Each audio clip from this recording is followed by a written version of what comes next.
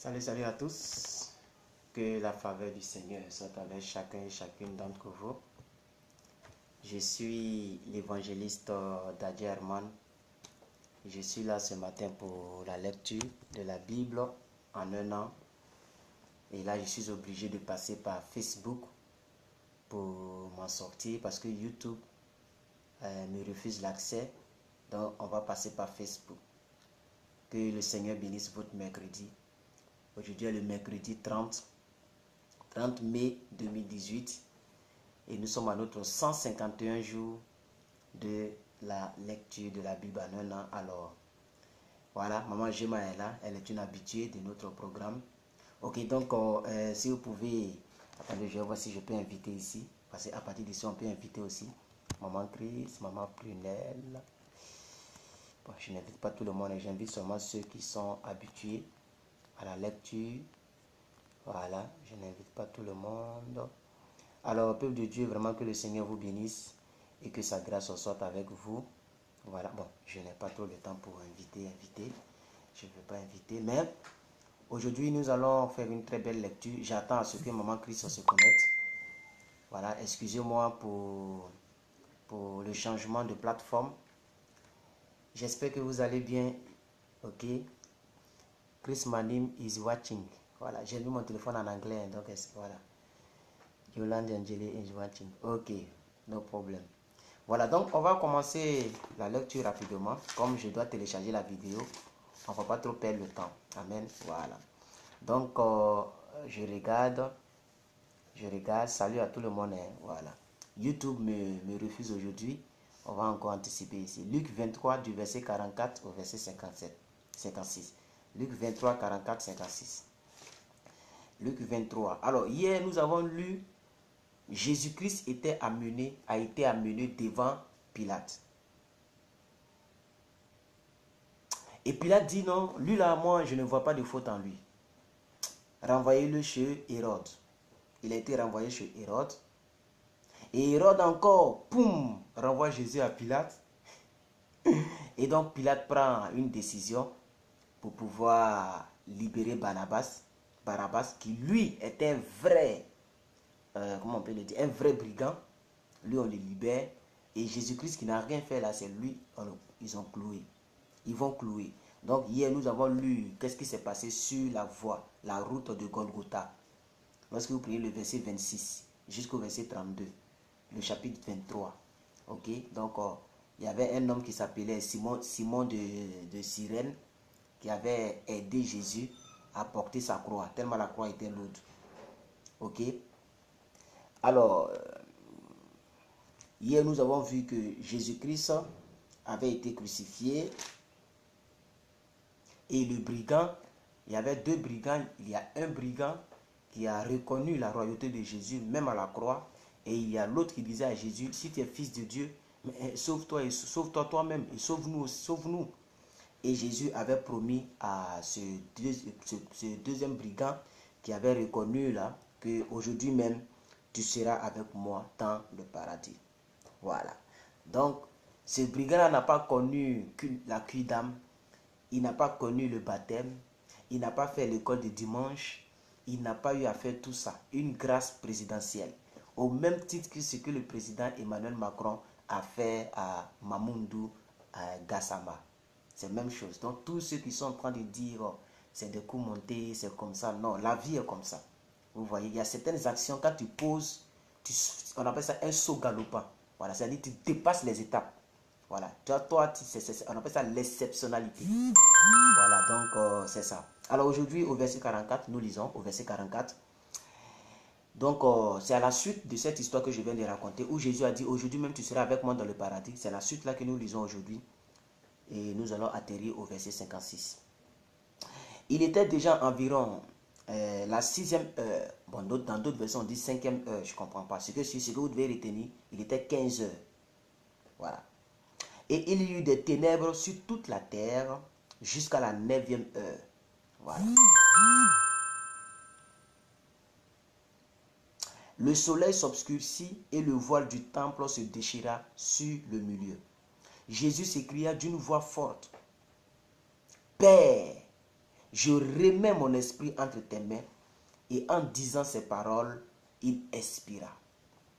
Le centenier, voyant ce qui était arrivé, glorifia Dieu et dit, certainement, celui-ci était le Fils de Dieu. Au fait, pourquoi le centenier? On dit, voyant ce qui venait de se passer. Parce que lorsque Jésus est mort, la sixième heure là, il faisait déjà nuit. À 15 heures, le temps est devenu sombre. Ce n'est pas du jeu. Amen. Le centenier voyant ce qui était arrivé, glorifia Dieu et dit, certainement cet homme était juste. Et tous ceux qui assistaient en foule à ce spectacle, après avoir vu ce qui était arrivé, s'en retournèrent, se frappant la poitrine. Tous ceux qui connaissaient Jésus et les femmes qui l'avaient accompagné depuis la Galilée, se tenaient dans l'éloignement et regardaient ce qui se passait. Donc Jésus sera enterré, Jésus sera enseveli, ok? Donc il y avait un conseiller nommé Joseph, un homme bon et un homme juste, qui n'avait point participé à la décision et aux actes des autres. Il était d'Arimathée, ville des Juifs, et il attendait le royaume de Dieu. Cet homme se rendit vers Pilate et demanda le corps de Jésus, et il le descendit de la croix, l'enveloppa d'un linceul et le déposa dans un sépulcre taillé dans le roc, où personne n'avait encore été mis. C'était le jour de la préparation et le sabbat allait commencer. Les femmes qui étaient venues de la Galilée avec Jésus accompagnaient Joseph, firent le sépulcre, la manière dont le corps de Jésus y était déposé. Et s'en étant retournées, elles préparaient des aromates et des parfums, puis elles se reposèrent le jour du sabbat selon la loi. Alors demain, nous allons voir la résurrection de Jésus-Christ. Nous allons lire la résurrection de Jésus-Christ. Nous allons lire comment est-ce que Jésus se révèle aux deux disciples sur le chemin d'Emmaüs. D'abord, lorsque Jésus a été ressuscité, il s'est révélé à la prostituée. Alors toutes les personnes qui lancent les pierres aux prostituées, qui lancent les pierres aux païens, Jésus aime les païens au même titre que les chrétiens. Parce que nous les chrétiens, nous étions païens. C'est pour ça que la Bible dit, pendant que nous étions encore des pécheurs, Christ est mort pour nous. Donc lisons la Bible et ne dites pas que homme de Dieu, bon, je vais laisser ça. Je vais laisser ce que je voulais dire. Alors on avance, Proverbe 15, 24, 25. Proverbe 15, la sagesse du jour, la sagesse du jour, aujourd'hui 30 mai. Donc le plus sage de la Bible, Salomon, qui a mal fini à cause des femmes et des dieux étrangers. Proverbe 15, 24, 25, la sagesse du jour. La sagesse du jour. Alors hier, nous avons lu cette sagesse. La Bible dit, les projets échouent faute d'une assemblée qui délibère, mais ils réussissent quand il y a beaucoup de conseillers. On éprouve de la joie à donner une réponse de sa bouche, et combien est agréable une parole dite à propos.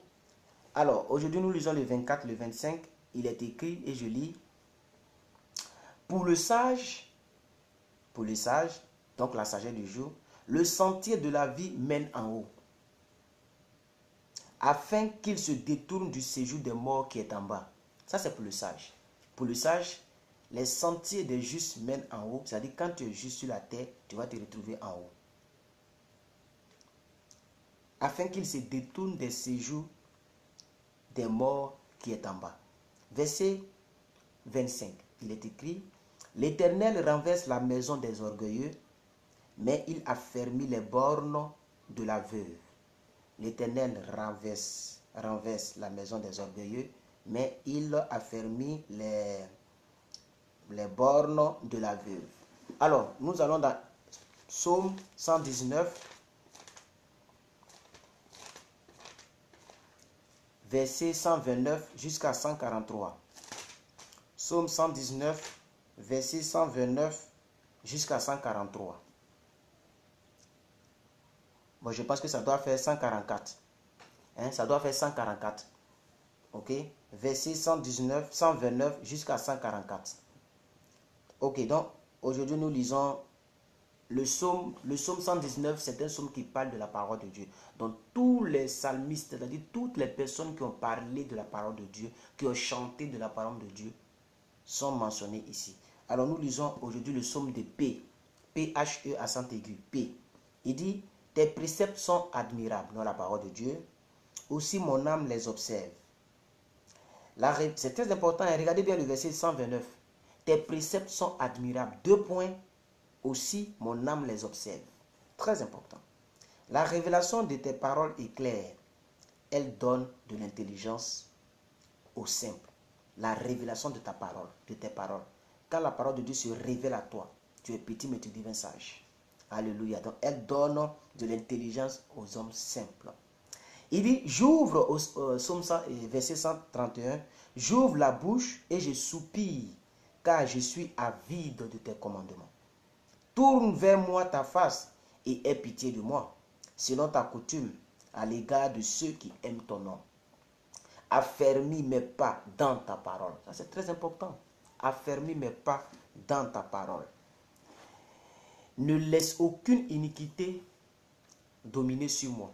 Délivre-moi de l'oppression des hommes, afin que je garde tes commandements, tes ordonnances.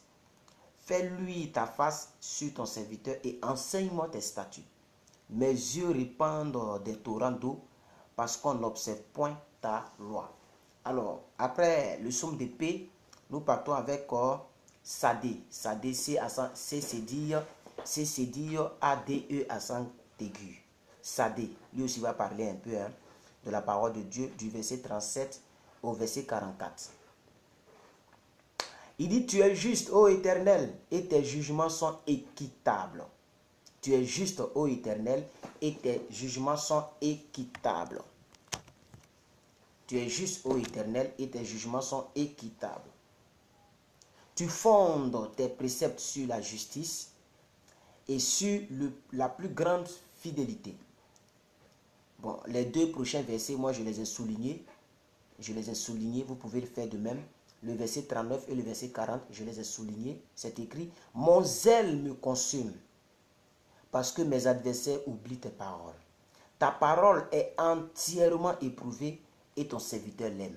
Ah oui, et pendant que je soulignais ça, je ne savais pas que j'allais être homme de Dieu. Vous vous imaginez? Pendant que je soulignais ça, je ne savais pas que j'allais être homme de Dieu. J'étais chrétien, oui, zélé, c'est vrai. Mais mis à part, non, là, je ne savais pas. Bon, on continue. Verset 41. Je suis petit et méprisé, et je n'oublie point tes ordonnances. Ta justice est une justice éternelle, et ta loi est la vérité. La détresse et l'angoisse m'atteignent, tes commandements font mes délices. Tes préceptes sont éternellement justes. Donne-moi l'intelligence pour que je vive. Ok? Donc voici les 2 psaumes que nous devrons lire. Alors, 1 Samuel, on va lire les derniers chapitres de 1 Samuel. Je pense qu'aujourd'hui, on devait terminer 1 Samuel. On va terminer avec l'histoire de Saül et de David. Ok? Et puis, on va entamer 2 Samuel qui parlent uniquement de l'histoire de David. Donc, aujourd'hui, on est dans 1 Samuel. Je pense que nous sommes au verset 28, non? Au chapitre 28, je crois. J'attends toujours le programme puisque ma tablette est éteinte. Et c'est Maman Chris qui se charge de mes programmes.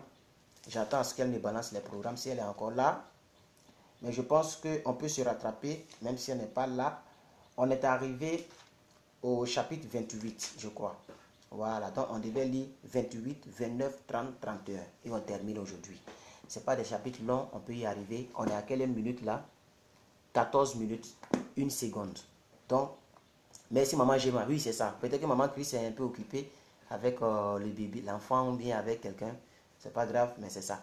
Ok, donc préparatif de guerre des Philistins. Ou bien elle a déjà donné. Attends, je vais remonter.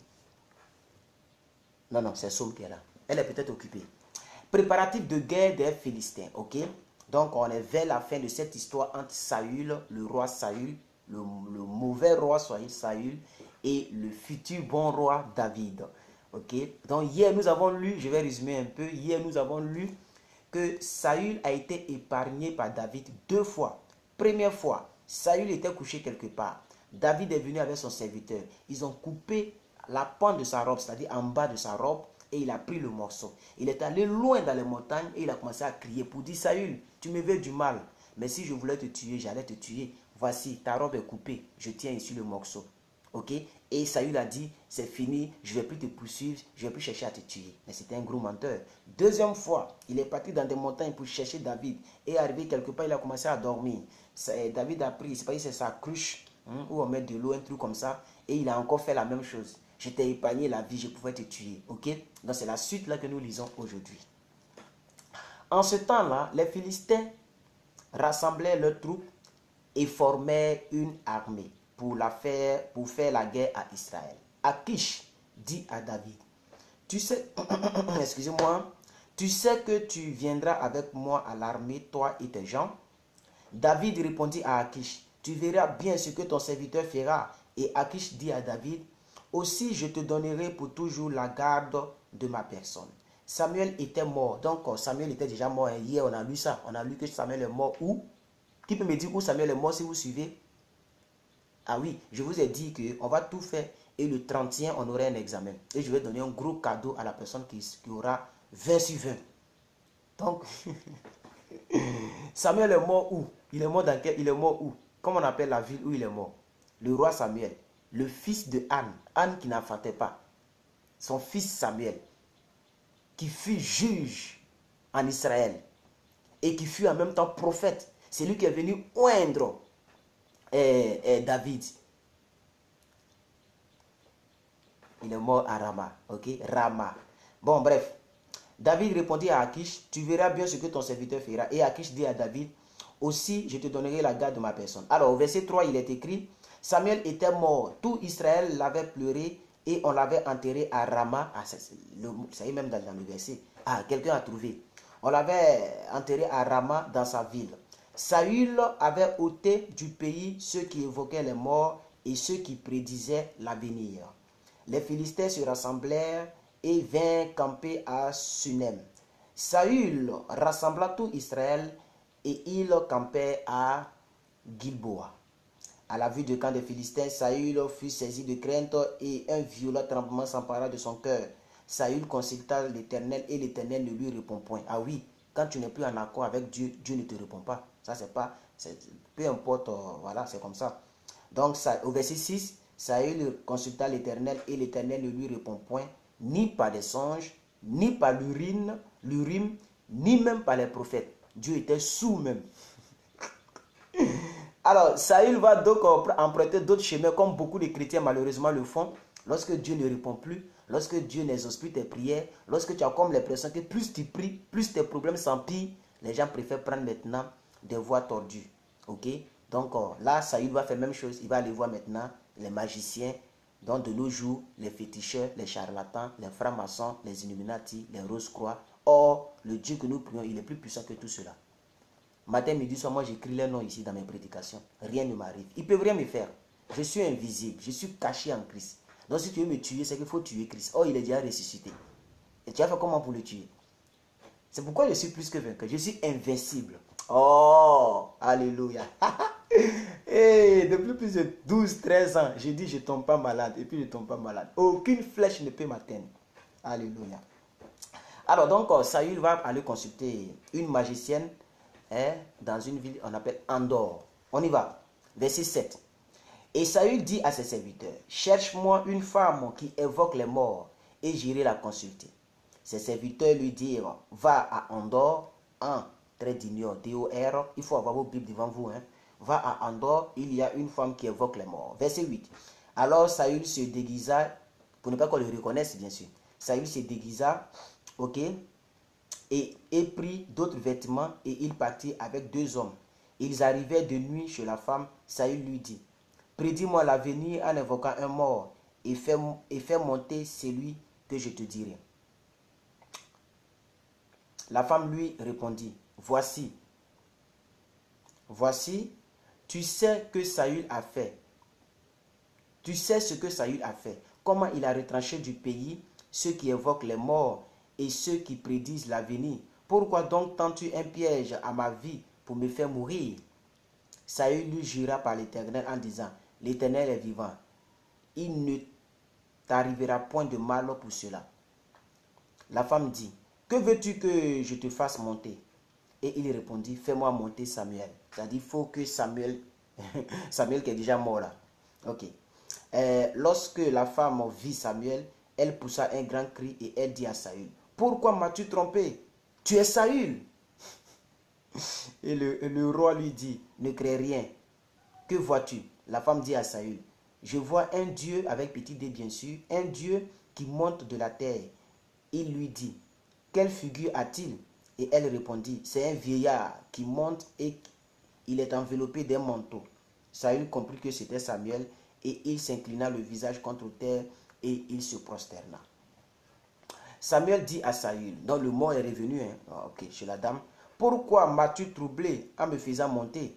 Saül répondit, je suis dans une grande détresse, les Philistins me font la guerre et Dieu s'est retiré de moi et il ne m'a répondu ni par les prophètes ni même par les songes et je t'ai appelé pour que tu me fasses connaître ce que je dois faire. Verset 16, chapitre 28, 1 Samuel. Alors Samuel dit, pourquoi donc me consultes-tu, puisque l'Éternel s'est retiré de toi et qu'il est devenu ton ennemi? C'est moi là, je vais te faire quelque chose? L'Éternel te traite comme je l'avais annoncé de sa part. L'Éternel a déchiré la royauté d'entre tes mains et l'a donnée à un autre, c'est-à-dire à David. Verset 18, il est écrit, tu n'as point obéi à la voix de l'Éternel et tu n'as point fait sentir à Amélec l'ardeur de sa colère. Voilà pourquoi l'Éternel te traite aujourd'hui de cette manière. Et même l'Éternel livrera avec toi entre les mains des Philistins. Non, je reprends le verset 19. Et même l'Éternel livrera Israël avec toi entre les mains des Philistins. Demain, toi et tes fils, vous serez avec moi. C'est-à-dire, vous allez mourir. Et Samuel. Et l'Éternel livrera le camp d'Israël entre les mains des Philistins. Verset 20, il est écrit, aussitôt, Saül tomba à terre de toute sa hauteur, et les paroles de Samuel le remplirent d'effroi. De plus, il manquait de force, car il n'avait pris aucune nourriture tout le jour et toute la nuit. Verset 21, il est écrit, la femme vint auprès de Saül et, le voyant très effrayé, elle lui dit, voici ta servante a écouté ta voix. J'ai exposé ma vie en obéissant aux paroles que tu m'as dites.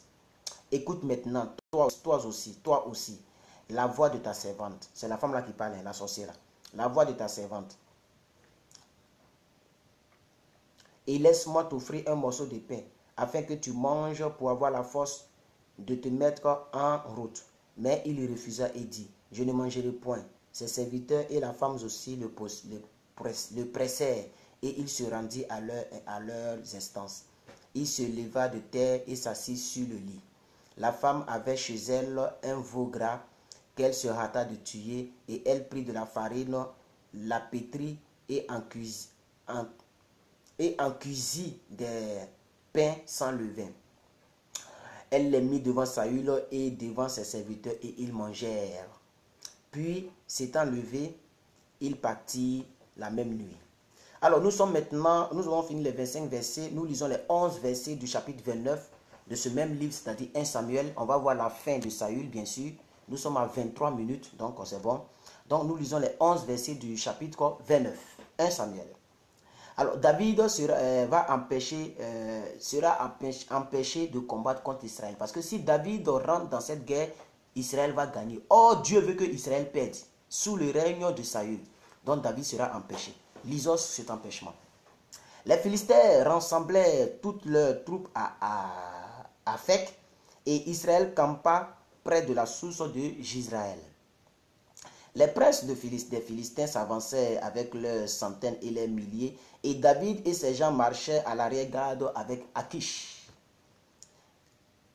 Les princes des Philistins dirent, que font ici ces Hébreux?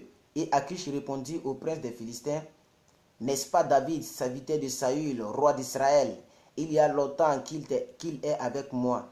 Je n'ai pas trouvé la moindre chose à lui reprocher depuis son arrivée jusqu'à ce jour. Rappelez-vous que David était parti s'installer chez les Philistins. Il ne faut pas oublier cette partie-là, ok? Parce que Saül voulait le tuer. Donc Akish, qui fait partie des Philistins, avait pris David et l'avait caché là-bas. Donc c'est pourquoi, lorsque les Philistins se rassemblaient, ils ont reconnu les deux Hébreux. Et c'est là que Akish est en train de défendre la cause de David.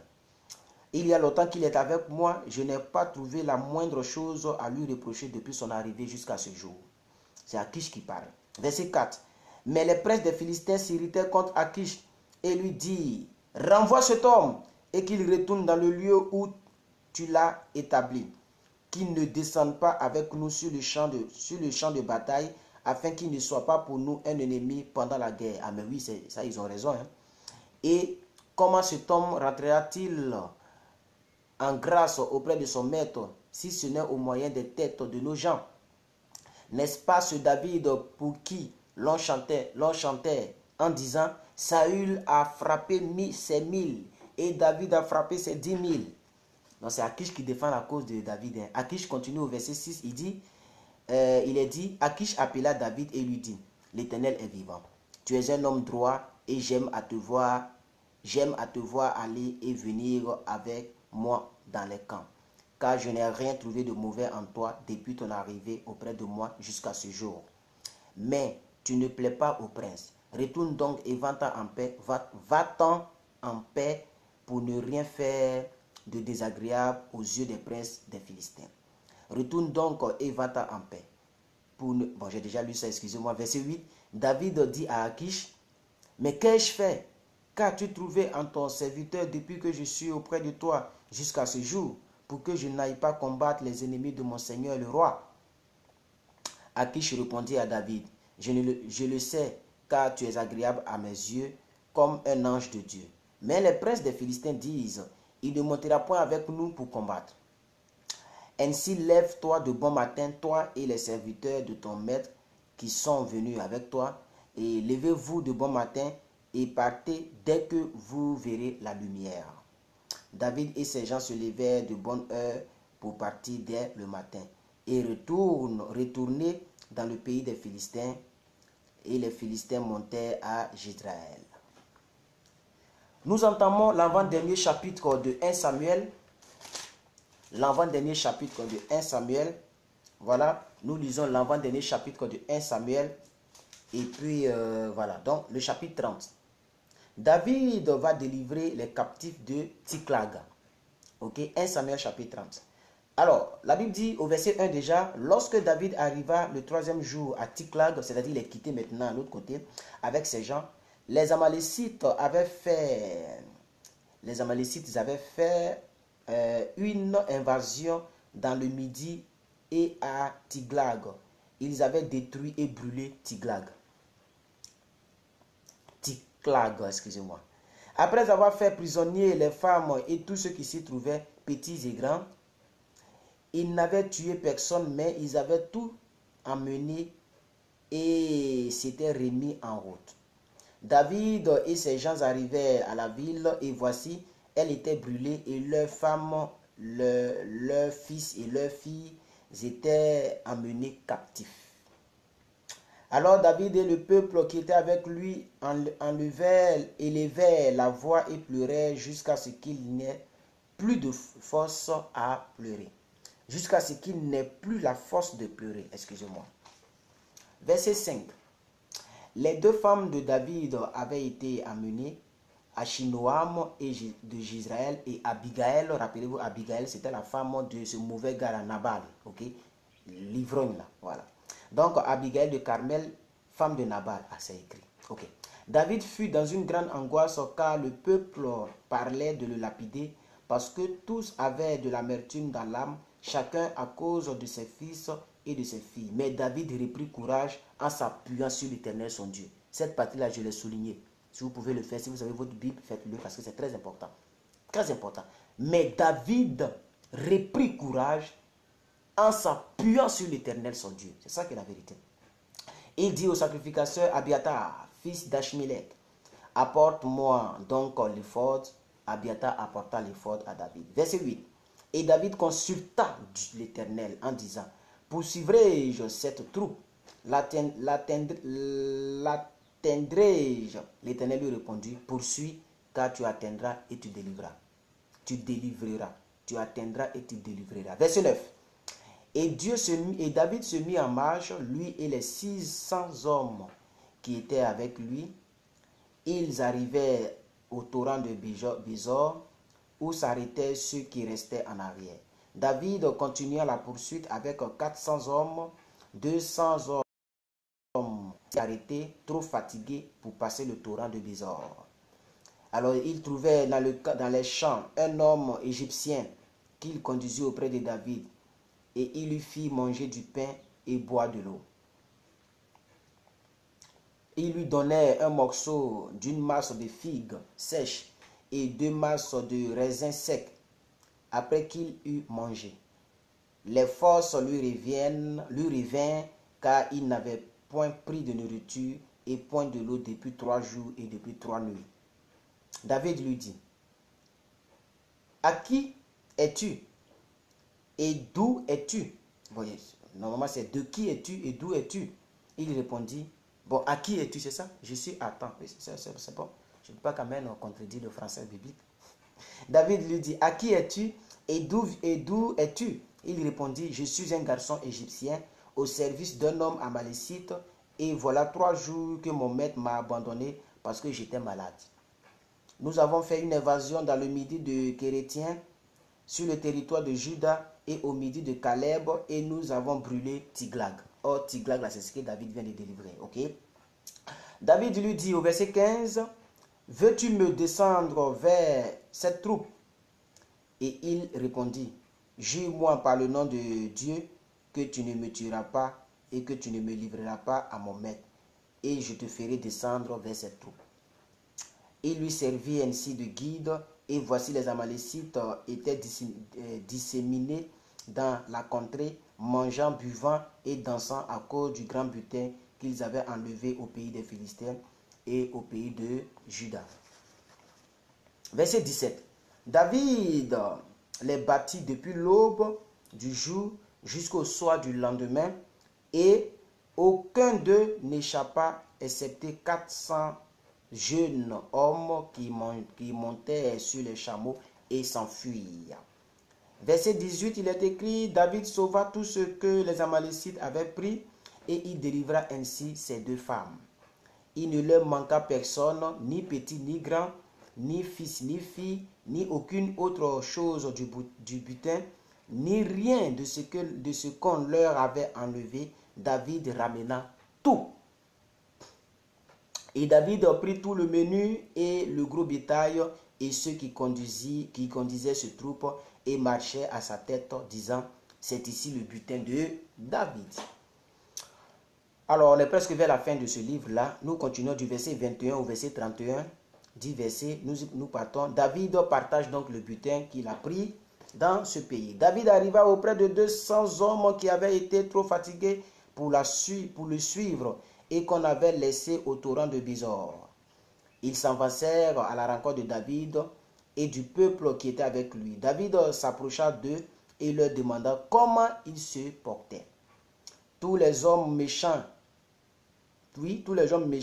et vils parmi les gens qui étaient allés avec David prirent la parole et dit, « Puisqu'ils ne sont pas venus avec nous, nous ne leur donnerons rien du butin que nous avons sauvé, sinon à chacun sa femme et ses enfants, qu'il les amène et qu'ils s'en aillent. » Mais David dit, « N'agissez pas ainsi, mes frères, au sujet de ce que l'Éternel nous a donné, car il nous a gardés et il a livré entre nos mains la troupe qui était venue contre nous.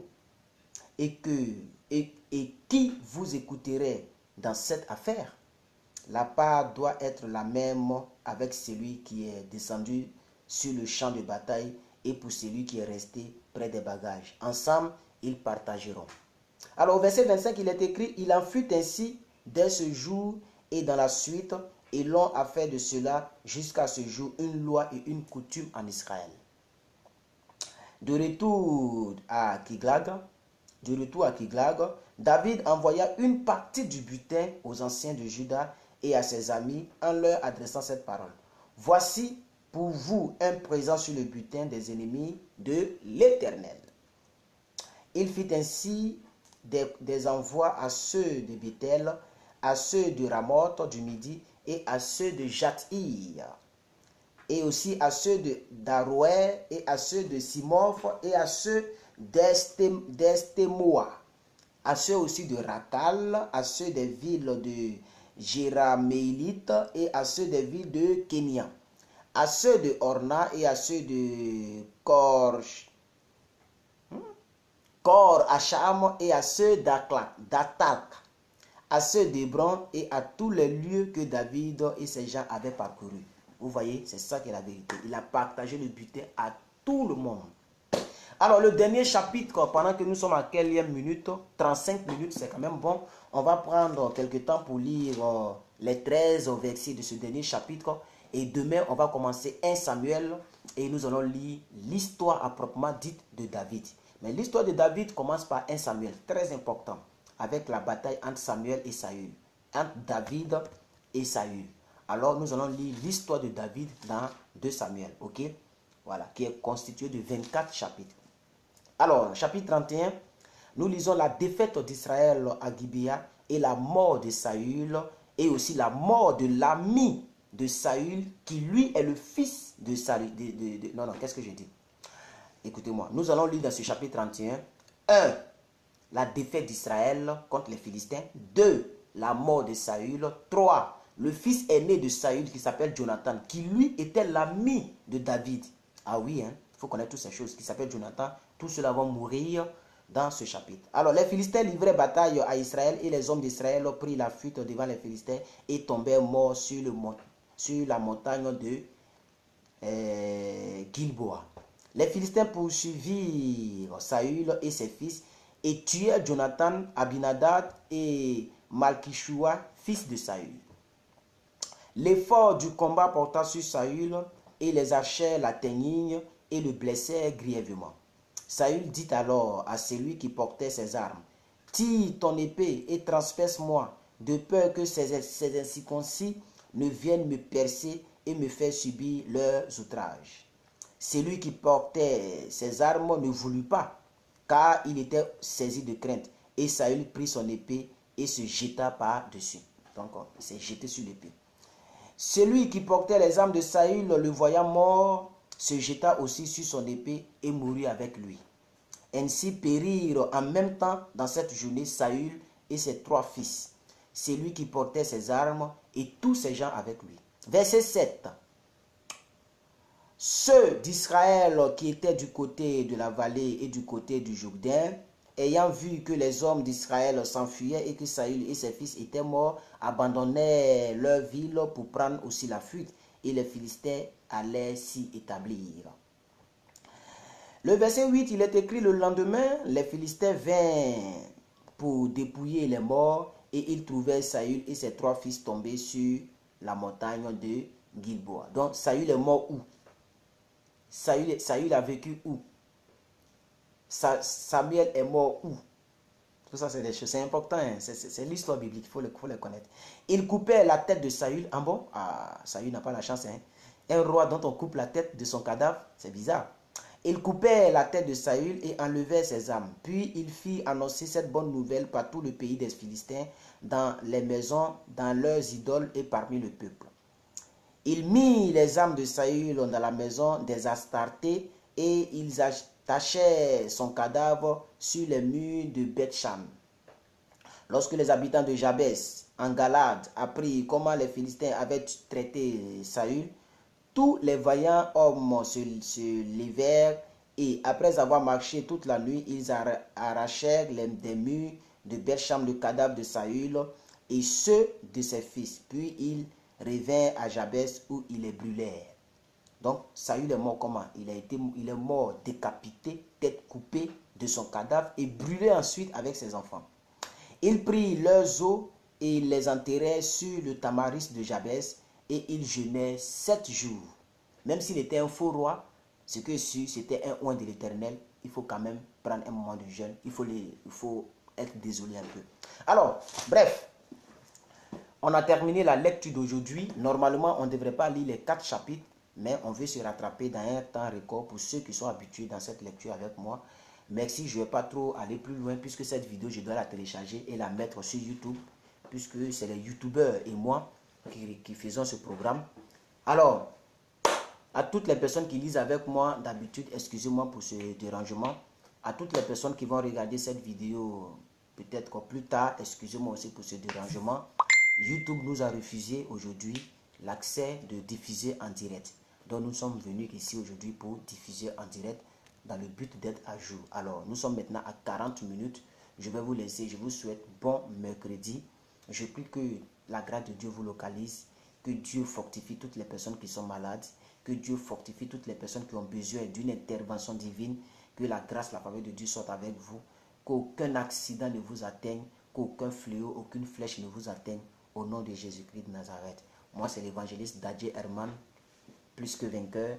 J'ai été très honoré d'avoir fait cette lecture avec vous. C'est vrai, ce n'est pas une prédication, c'est simplement une lecture, mais on a compris quelque chose, on a appris quelque chose. En tout cas, moi, j'ai appris que Saül a été décapité, mais ça me fait 4 fois, vous voyez. C'est pourquoi la répétition est pédagogique. Et à chaque fois que tu lis, il y a quelque chose que tu découvres, il y a quelque chose qui te fait du bien. Je ne me lasserai jamais de lire la parole de Dieu. Chaque 2 ans, comme on le dit en Côte d'Ivoire, je suis au COI. 2020, je me prépare encore. Voilà. Et merci. Bonne journée. Maman Prunelle, Dieu vous bénisse. Quadio Charlotte, Dieu vous bénisse. Attends, je vais faire un peu de dédicace. Anjara Bomba, Dieu vous bénisse. Madame Cla Françoise, Dieu vous bénisse. Hortense Kwame, Dieu vous bénisse. Gemma Miracle Lumière, Dieu vous bénisse.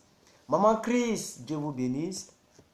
Bon, il y a des gens qui me suivent mais qui ne peuvent pas commenter. Peut-être on n'est pas amis. Mais on me signale ici. Martial Adjassi, elle me suit. Félicité Kwame aussi. Rida Idouche. Quadio Charlotte. Félicité les Baramo. Sylvie Mbang. Bon, bref, la vidéo, je vais la télécharger. Kelly Grace. Hein? Ce nom-là, c'est un nom, hein? Prisoale Ministries. Messi. Bon, bref, portez-vous bien et que Dieu vous bénisse et que sa grâce soit avec vous. Merci, bonne journée chez vous. Shalom.